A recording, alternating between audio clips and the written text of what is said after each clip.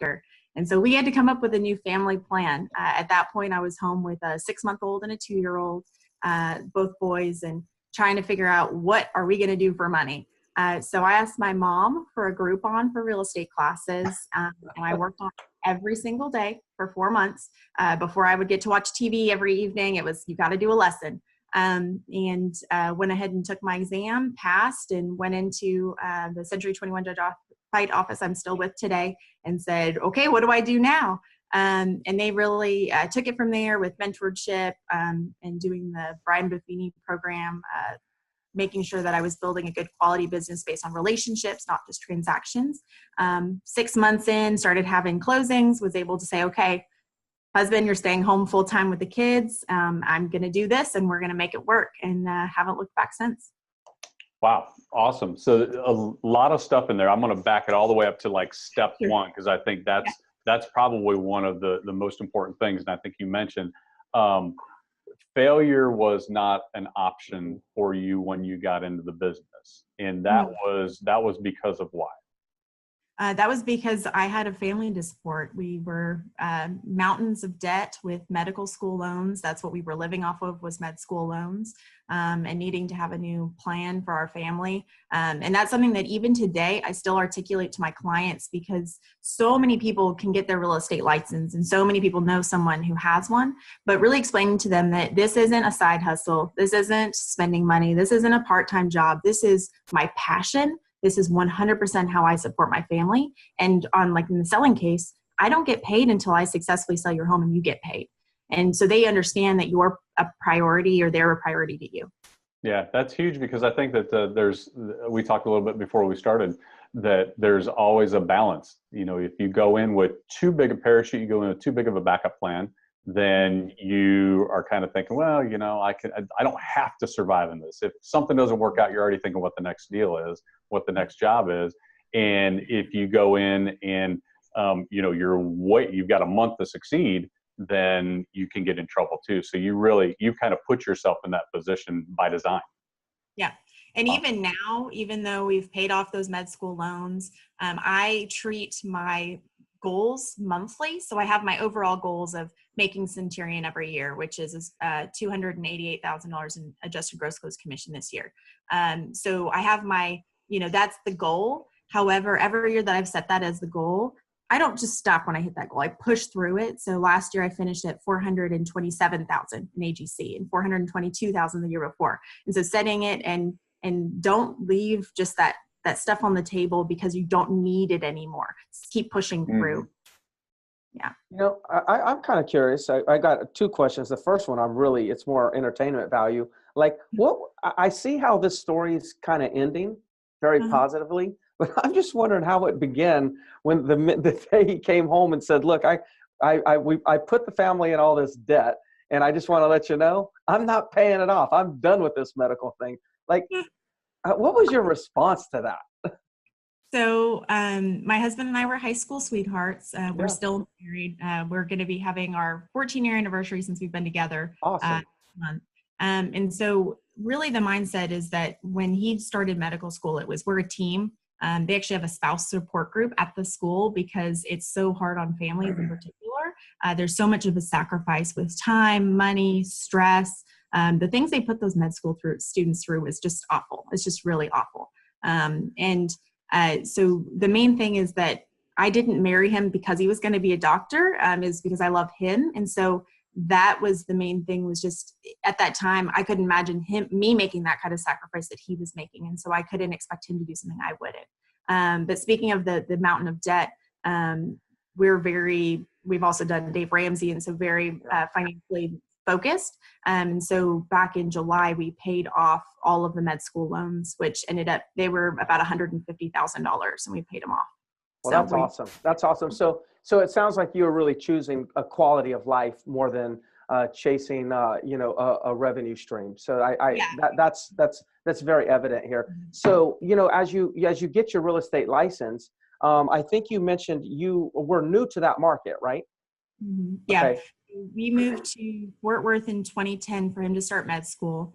He quit in 2013. And during that time, my only friends were other spouses of medical students, which they're poor, they can't afford to buy houses, or, you know, the little mommy play dates, because I had little kids at that time. So it wasn't necessarily that I had a large sphere of influence that were well-qualified buyers or sellers. Many people, you know, grow up in their market, so they have that. So the beginning of my sphere was doing as many open houses for other agents as possible, doing as much phone time as possible, and then really making sure to milk those relationships so they grew into more referrals and a bigger sphere of influence. Good. So where did you start? You know, you got your license now, and you're going, and you've built something that's actually very impressive in a short period of time. You know, what were your steps from the beginning to actually start getting traction, and now start becoming a top producer? How did you do that? So my very first listing, actually, I was on my way to the grocery store and saw a moving sale sign, like a handwritten moving sale sign, couches in the front yard. And before I could even psych myself out, like literally I'm in yoga pants, like I'm not even in work clothes. I just went straight up to that door. I mean, because this is the hunger. This is the, how am I going to pay the power bill kind of situation. And went up to that door and, hey, I see you have a moving sale sign. Are you thinking about moving? And she's like, oh yeah, we're under contract to buy a house down in Burleson. Oh, great. Well, do you have a realtor? Oh yeah, but she lives in Burleson. Well, great. I'm a local specialist. I live just up the road. I would really love to meet with you. And you know, that all sounds shiny and stuff, but behind the scenes, it took her canceling like 5 appointments for showings and just hounding and getting in there. So whenever I finally got the appointment, I went into my office and was like, what did I do? I have no idea what to do. I've never even shown a house. What am I going to do with this listing? I'm very fortunate that I have an amazing mentor. His name is Richard. And he really sees his legacy of leaving really well-qualified agents behind. And so he spent about 3 hours practicing the listing presentation. He sent me a copy of his, and so I could use it. And he grilled me on, well, how long have you been in the business? Or what do you think about this? And so when those questions would come up, I had an answer. Ironically, none of them came up because I was so prepared. They had no idea that I literally had my license for a week. That is a fantastic story. And it's a story. So first of all, let's just get it straight. Your first deal was a door knock, right? Well, in a way. Yes. Ironically, I didn't even sell it on that. I did about 10 open houses at that house, tried so hard to sell it, and it wouldn't sell. So we have a large property management division with Century 21 Detroit. I referred it to them. They ended up leasing it out for 2 years, and then I got it back and ended up selling it 2 years later. Wow. Nice. That's awesome. So Brenda, so she started with a door knock. Yeah. Right? and then she started role playing. Then she goes and role plays to get the listing. So, I mean, just door knocking and role playing right there are so many things that seasoned agents would just never do. Now, maybe you didn't make door knocking your whole business, but it's just interesting that you had the guts and the courage to do that right in the beginning. That's what happens when you drive to the grocery store and you're thinking, okay, I can't buy very much because we don't have that much money. That's the I've got kids to feed kind of situation. Look at the options that become available to you or realistic to you when failure is not one of them. Mm-hmm. Exactly. That's huge. Yeah. So where'd you go from there? I don't do door knocking and I don't really do cold calling either. Yeah. So where did you go from there? So you know, that was the beginning. So then as you started really getting traction and feeling more comfortable, I think you built your business a little bit more on sphere and centers of influence. Again, you know, I think the audience would like to know, it's like, well, how in the world do you build a big business with sphere and centers of influence when you don't have a lot of relationships or history of being in that particular market? So how did you generate a good following and build a referral basis business so quick? So I start the dialogue with the clients from day one, and that's a Brian Buffini recommendation, Joe Nigo recommendation, if anybody's gone through Peak Producers. So I really took that to heart. So in my listing presentation, I have a picture of past client appreciation parties and explain to them that when you become one of my clients, you don't just have this little short period of time with me. My goal is to be here for you years to come. And so I start having that conversation from day one that I'm able to focus my time on my current people because I'm not spending my time and resources trying to chase for new clients all the time. And so I say, in return, keep this open. If you have a coworker, a friend, a family neighbor, anybody that's mentioned something about real estate, all you need to do is do a group text message with that person and me, and then I will take it from there. Mm-hmm. Got it. And so they're where going to were say, you finding all these people? Hmm? Where are you finding all these people? So doing 10 open houses on that first listing, or doing open houses for other agents in my office, doing phone time at my office as much as possible, because I didn't have money to market those types of things. I wanted to maximize as many free resources as I had. Yeah. Awesome. Yeah, this is, and you're whether you know it or not, you're dropping a lot of nuggets out there. And one of the things that I just want to put emphasis on for the audience is, again, failure was not an option. So then her only options were to get into action. And, there's people out there say open houses. I would never do open houses. Look, if you're in a position right now that you don't have a lot of business, well, she is showing you right now an action that you can take to get in front of people. And then when you get in front of people, if you'll take an approach like hers, there's all kinds of approach, right? You can take an action, do some open houses, get 10 or 15 people through an open house, and you can try to sell them really hard and probably not get much out of it. Or you can try to establish rapport, build relationships, understand you may not get something out of it right at that moment, but over time, you'll start to generate momentum because you've got all these people that become raving fans of yours. So I think it's important. It's like, it's not necessarily the activities that you act on. It's what's important is that real estate agents get into action. It's act, on activities, on any activity, no matter what that activity is, just get into action. Yep. And I still do open houses myself. Typically I'll do 2 on Saturdays, 2 on Sundays. And if I have more than I can handle, there are new agents in our office that I always offer. If I like them and they're reliable, they show up on time, then I'm happy to offer them those open houses. But even last year, 7 of my closings I sourced from open houses where they didn't necessarily buy that house, but they bought a different home with me. And so it's one of those things where you have to be open-minded. It's not just you're trying to sell that house, you're trying to pick up that client and either sell a home of theirs or help them purchase something else. And so you have to shift your mindset too. The other thing too that I'm hearing you say is from Richard in the beginning, and my guess is that either you were smart enough to say, I don't know what I'm doing with this listing that I just got, so I need some help, or he observed you and said, that's somebody that can get some benefit from what I know. It sounds to me like you've always been open to who are you going to listen to.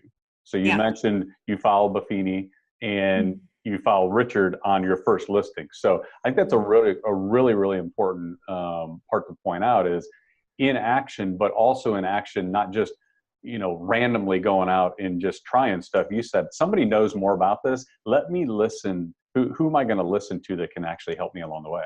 Absolutely. And he's one that doesn't like praise. And so sometimes at office awards and stuff, he won't show up because he doesn't like to be praised, but his mantra and mentality for the business is something that I've really carried on for this whole time, which is don't focus on the shiny objects. Like personally, I don't pay for online leads. I've never paid Zillow a cent.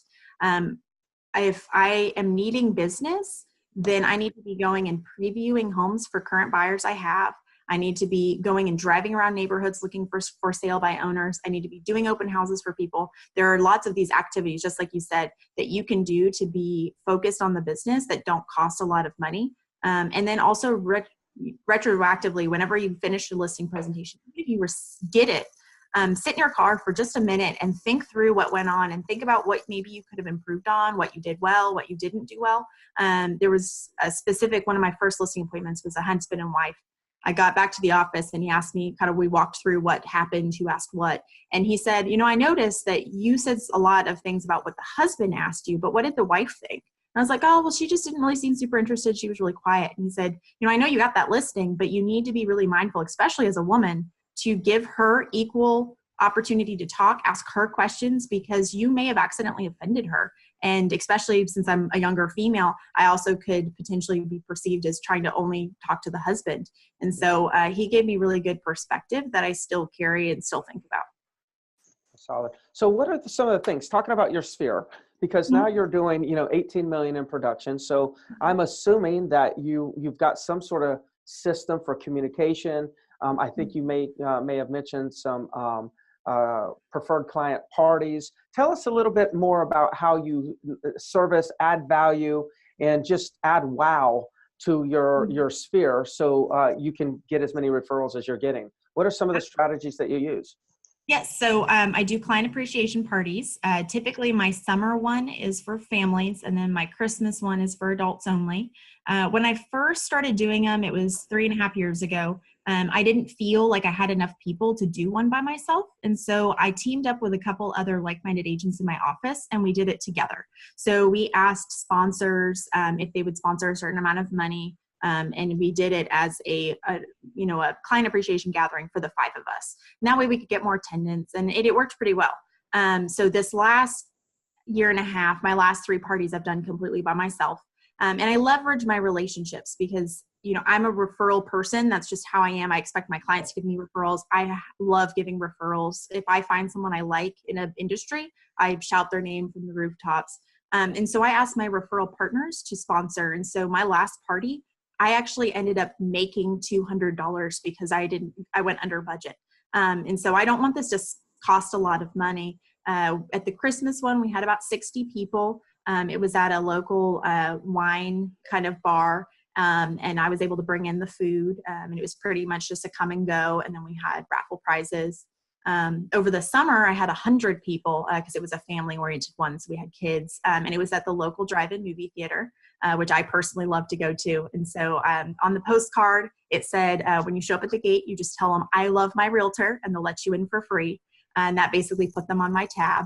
And then the venue offered, they had a violinist that played, really recent songs, did like mashups. And then I didn't pay for the alcohol because that would have gotten too expensive, but I paid for the food and the popcorn and the drinks. And then people were welcome to see whatever movie they wanted to.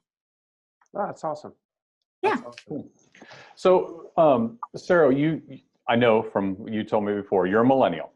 Uh-huh. So somewhere between 24 and 38 years old, just turned 30. Okay. 30. So no more 30 under 30.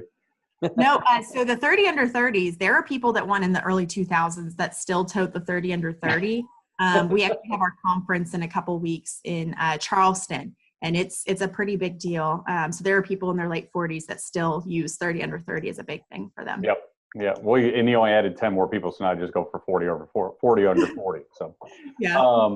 But so a lot of times I think people in that group, they're getting a bad rap. It's kind of got it's got that stigma that, they're not wanting to work and all the stuff that you hear. Clearly, you're not within that stigma. You've actually done a ton in the business. So how are you overcoming that, or how are you even coming up against that when you're on your appointments or your clients are wondering? Because I think there's a lot of people that might be using that right now as a crutch. So what would you tell them? So with doing the listing appointments, I explained to them that it's the best of both worlds. They're getting the millennial tech ability for marketing, because we know that the internet is one of the main sources for us to sell properties. And so they understand that I am very tech savvy, but then also too, I have the experience of some of these agents that have been in the business for so long, because I've sold over 250 homes. So they get the best of both worlds. I have the experience, plus I have the tech and the energy, frankly, and efficiency. One of the things that drives me crazy is inefficiency. So the ability to do e-signing and all of those things. Mm-hmm. With clients, that's part of my niche. Is one of my favorite types of clients is those well-educated first-time home buyers that are millennials, that have good paying jobs, they have their 20% down, and they really have done their research online. But I have found over and above, millennials do want those personal referrals. They are asking their boss, they're asking their friends, their parents, their coworkers, and that's how they're getting their realtors, and they are immensely loyal. Because yes, we look on reviews, but we also know the value of that personal referral, and that is so much stronger than just a Yelp review. And that's one of those things that I think that people like to say, millennials only look at online stuff. It's really not true. They see a lot of misinformation, and they've realized that a real true professional is still their best source. So at the end of the day, you're saying that even within the millennial group, they still want an agent on the other end of the transaction. Even though they got all the ability to do all the stuff with tech, they still will need an agent. Well, and even with the tech, they don't have the information correctly. Right. You know, there's so much misinformation that one of my favorite parts is the education process of it. So every single buyer, even if it's not a first-time home buyer, I go through a buyer's presentation, go over the process, go over the money they need to expect, go over how we're going to handle certain objections that come up, like inspections and appraisals. So that way they understand that when it does come up, I've already seen it. I've already warned them that it's coming. And a lot of times when we're at the closing table, my clients say, I can't believe how much easier that was than I had been told or I'd read or than I anticipated. And that's my goal, is to make it smooth. Awesome. So where do you go from here? So it's, 2019 and I'm imagining you have some goals. But what are you looking to accomplish in this real estate career? Like if we were to cast the, a net out 5 years, what does your 5th year from now look like? Are you still in the business? Are you doing the same business? Are you doing more business? What is your vision for where you're going to take your business? And then the follow-up to that would be, what are some of the action steps you're working on now that'll help you realize that ultimate goal? Yeah. So I obviously really enjoy this business. I love my job. I've had a lot of people ask me about creating teams, expanding, doing those types of things. And ultimately, when I do the soul searching and trying to figure out what my best options are, when people create teams, it's typically because you have an excess of leads that you can't, service. I don't have that. Typically, I have just as much as I need because referrals are pretty constant. They come in, you handle them, you've got in my house, and move on. With my goals, they're more focused on my family. So our major goal was to get a year in savings. We did that. Then it was pay off that student loans and be debt free. So we just achieved that. Then the goal was to go to Europe for 2 weeks before I turned 30. So we went to Italy for 2 weeks, my husband and I. So my goals are more focused towards retirement, towards long-term longevity versus trying to just become, a rock star in real estate. I already feel like I am where I need to be. So my goals for the next 5 years are to continue to make Centurion every year. So that way I'll be in the Centurion Honor Society. And then it's more personal. It's about, more savings for retirement. We recently started investing in multifamily housing. Personally, for my business, I'm going to keep it residential. I'm going to still sell residential. I really enjoy working with buyers and sellers on that personal level. But financially, for my own family, we've already invested in one multifamily property. And so we plan on owning apartment complexes. Yeah, that's good. What are, there's a lot of talk about the industry, disruption, threats. What do you see or do you see any threats coming our way as real estate professionals from, technology companies or anything? And if so, what are they? And what are you doing to navigate around it and make sure that you're not a victim of it? Yeah. So in our local market, we have Open Door, which is the only real online one. Zillow, I know they have a similar platform, but they haven't really broken in here yet. Just like I mentioned with the whole millennials and the fact that they still want a person, they don't just want the computer. I really feel like it will be a very long time before our job is replaced by that type of technology or those flat rate brokerages. I still feel like there is still room in our market for what we're offering, which is full service, we call it turnkey service. That's what we use the term for, where we're going over and above for our clients. And I feel like at least in the time period that I will need to be still selling real estate. Now, if my children wanted to do it, I'm not sure how well that would work, but at least for my generation, I think that we're going to be just fine because ultimately people want someone accountable. And I know personally when I get, something wrong on one of like my DirecTV account, I'm like, oh, great. I'm going to have to spend an hour on a 1-800 number. People don't want to do that with their largest asset in life. Yeah. They don't. They want to have someone that they can physically go to their office or they can call them on a night or a weekend, which is the same thing with lending. One of the reasons that I think that like Quicken Loans won't be able to take over local lenders because ultimately you want the accountability. And that's what we're offering is the accountability. Yeah, that's a good point. It's a good point because I know it seems like technology sometimes makes us more efficient, and it does make us more efficient. But I know for me, it's still a little frustrating when I get an auto teller, and I have to push 2, and then I have to say my name and my last 4 digits of Social Security, and then this, and then I go through another few buttons that I have to push, and then I have to talk to an operator anyways. You know, I it's know. like, you know, those things get a little frustrating. And so what I hear you saying is full service, but just, I think the agent, we can still provide a better experience. It's our job to use technology to be able to be more efficient at delivering a great experience. But I don't think technology is the experience that all the consumers are going to gravitate to too quickly. But I do believe technology helps us create a better experience, but it's still us creating it. And I kind of hear that in your explanation. Yeah. And another thing too is Texas is a non-disclosure state. So with some other states where the sold value is easily accessible, in Texas, there's so much misinformation about whether the appraisal district, the county appraisal district, is an accurate valuation, or the Z estimates are an accurate valuation. Yeah. At least in our market where values have been appreciating so quickly, people are leaving money on the table because they look at the Z estimate, they think their house is worth 120 or 220, and then they get that open door online, you know, valuation or offer, and it says we'll give you 210, and they're like, oh, that's actually pretty good, when in actuality I could sell their house for 250 all day long, and my fee is not even close to what it's going to end up, you know, their net would be so much higher. And so I think that technology ultimately will not help push the envelope for the market also. And then also too, just they don't know, they don't understand. They need a professional that can give them an evaluation. Yeah. So, yeah. Cool. Great. Great. Well, we are almost out of time, Sarah. So great information again, and I can. There's no doubt in my mind what the clients see. You're very authentic, and your strategies are in line with everything that you're saying. So that's a kudos to you. So how can people get a hold of you? They got questions, or they want to kind of bounce some things off of you. What's the best way to get a hold of you? Absolutely.